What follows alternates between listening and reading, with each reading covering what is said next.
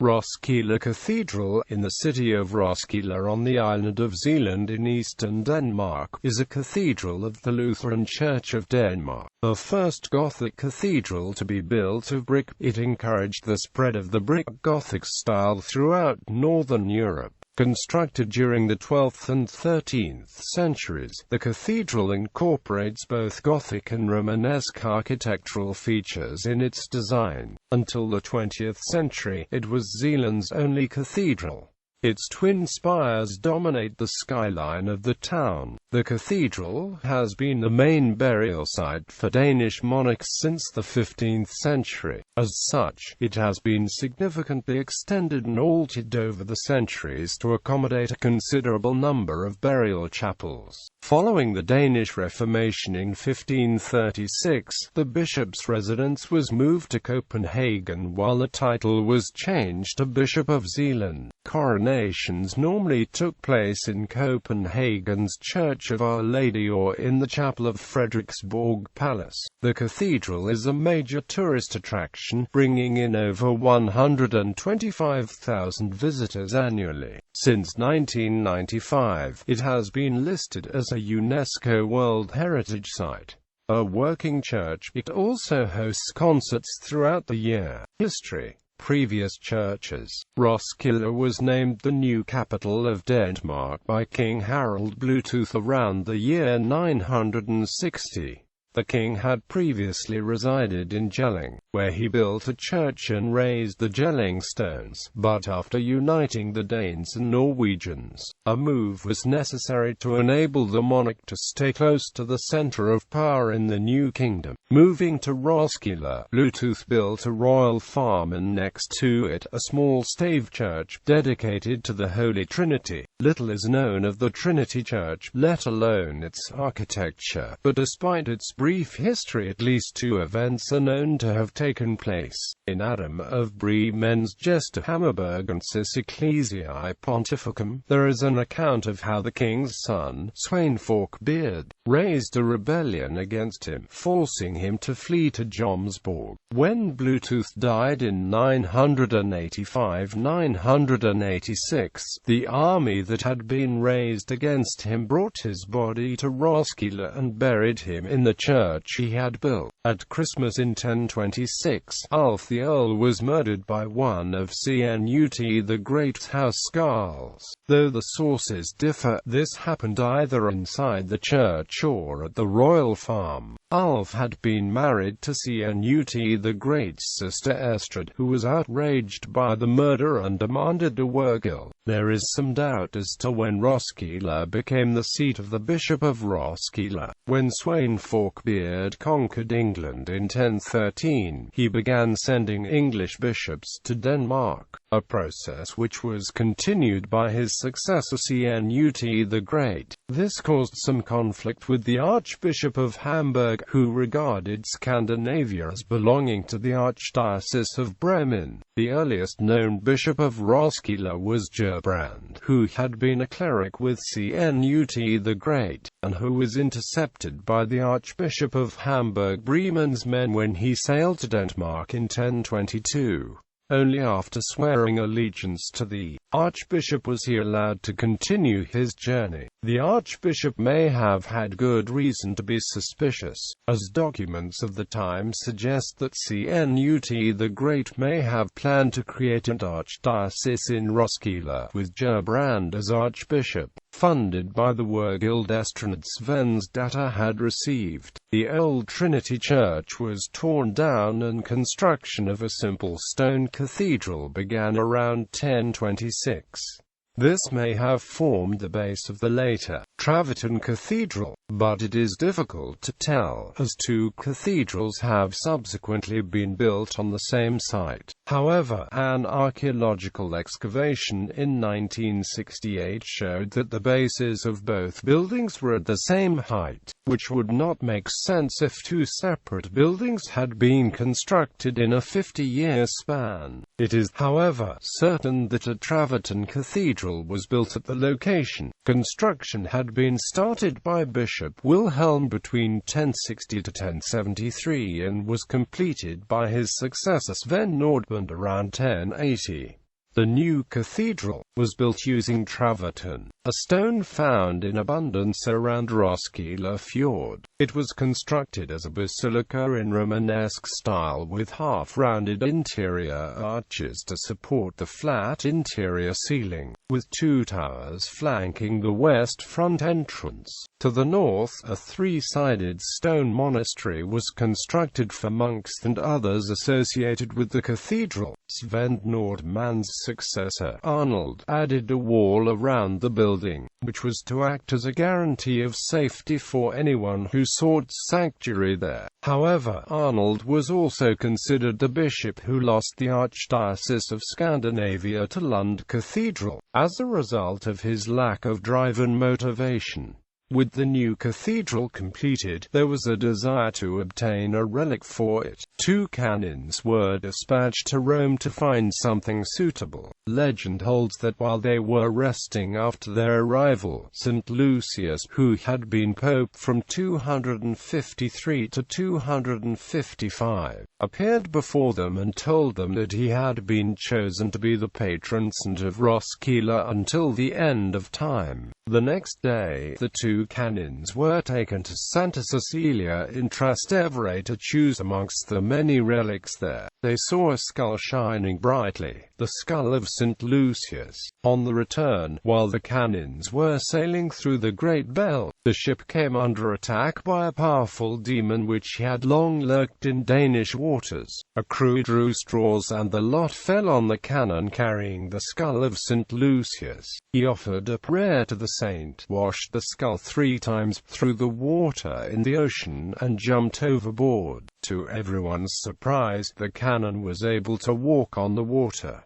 The demon disappeared screaming into the depths, never to be seen again. It is not known for certain which year the relic arrived in Roskilde, only the date, August 25th, as it was on that date that the relic's arrival was always celebrated. The first written mention of the relic dates to Aelnoth, a monk in Odense, who described it in a work on the life of Canute the Holy in 1122. Another item of the period, a seal carved from a walrus tusk, depicting St. Lucius between the twin towers of the cathedral, has been dated to the early 12th century. The relic may have been acquired to help win Roskilde the Archdiocese, which was given to Lund in 1103–1104.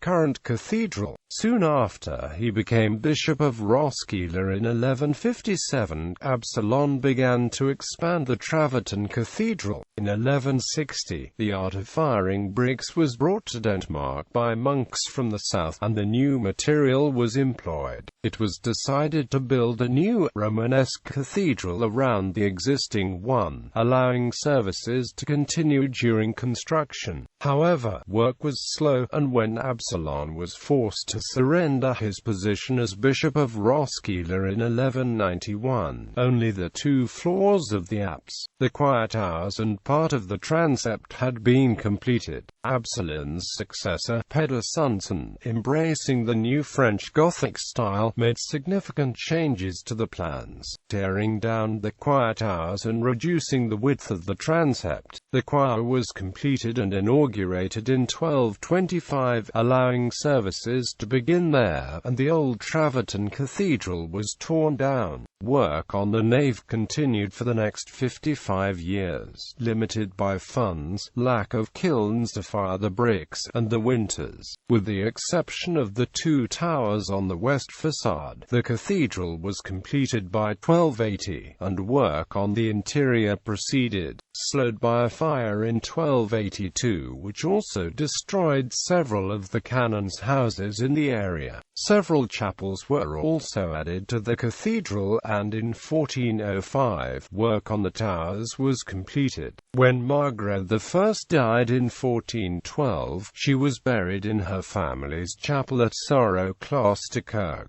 But the following year Bishop Peder Jensen Lodehat, who had been the Queen's Chancellor and religious advisor, brought her body to Roskilde Cathedral. The monks in sorrow were outraged, above all because the loss of the Queen's earthly remains would mean a significant loss in income from requiems. At the time, monks and clergy would typically have been paid to say requiem masses for a dead person, and for a queen such masses would likely have been said on a regular basis in perpetuity, each one incurring a fee as well as a loss of prestige. Though often blamed on the bishop, it is quite possible that the move was orchestrated by the Queen's adoptive son, Eric of Pomerania. This is reinforced by the inscription on the sarcophagus, which describes how it was given by the new king, Eric VII, in 1423. In his Chronica Novella, German Chronicler, Hermann Korner describes the vast, 3-day-long burial ceremony involving King Eric VII, several noblemen, the Archbishop of Lund, and all of the Danish bishops.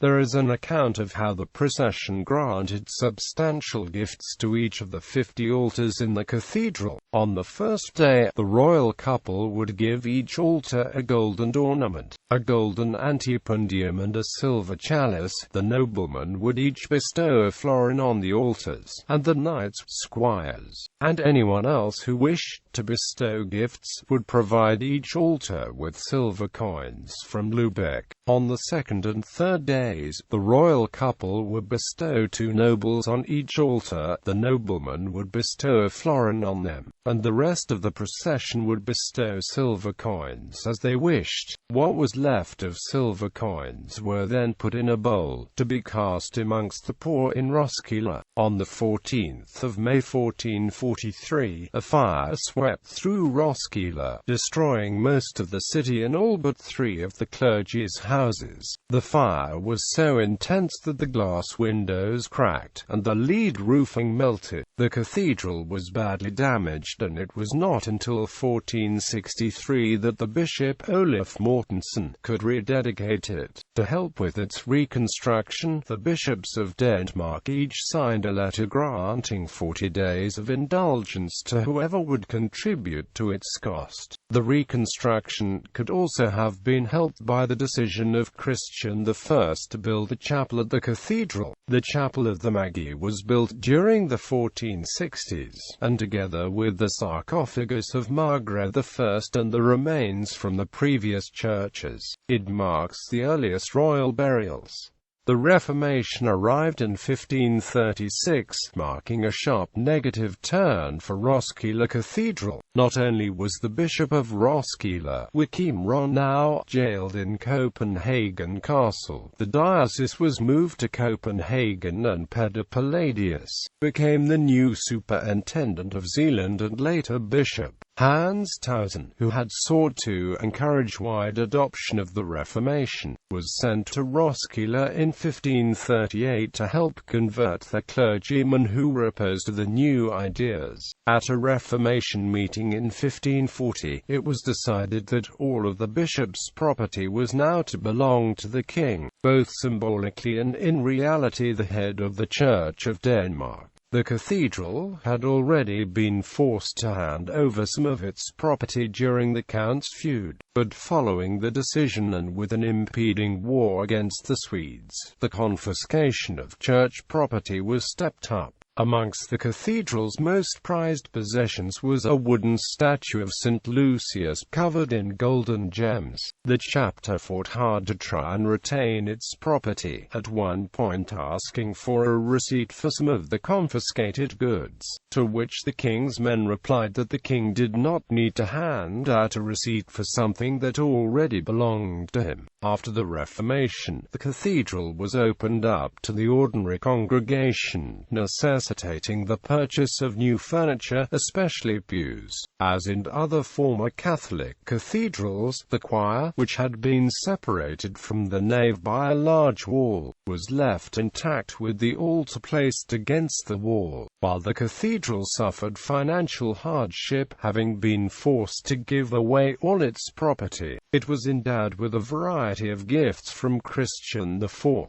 The altarpiece, a royal box, California 16 1600, the pulpit in 1610, his own burial chapel in 1614, the construction of the iconic twin spires in 1633, and finally a hand-Renaissance sandstone entrance portal in 1635. On the 26th of February 1658, the Treaty of Roskilde was signed in the cathedral. In the loot the Swedes took from the cathedral was the golden dress of Margaret I, which had hung in a closet near her sarcophagus.